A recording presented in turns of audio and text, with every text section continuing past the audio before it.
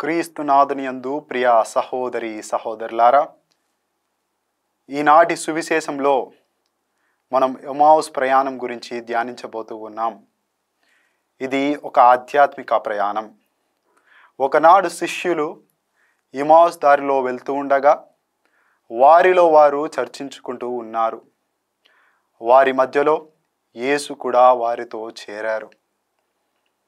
కానీ వారు యేసును గ్రహించలేకపోయిరి. సాయంకాలం సమయంలో ప్రొద్దువేళ సమయం అయ్యింది.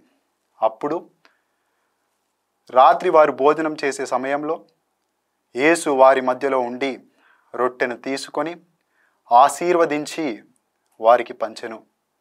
అప్పుడు వారికి కనువిప్పు కలిగెను. యేసు అని వారికి కనువిప్పు కలిగెను. ప్రియా సహోదరులారా, ఇది ఒక ఆధ్యాత్మిక అంధకారం. మనము కూడా ఎన్నో మార్లు ఈ ఆధ్యాత్మిక అంధకారంలో పడిపోతూ ఉంటాం.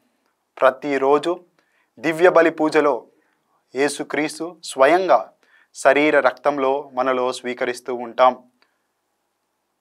మరి ఆయనను గ్రహించగలుగుతున్నామా, గుర్తించగలుగుతున్నామా అని మనల్ని మనం ధ్యానించుకుందాం. మరి ఆయన గ్రహించే కృపను మనకు దయచేయమని ప్రార్థించుకుందాం. ఆమెన్.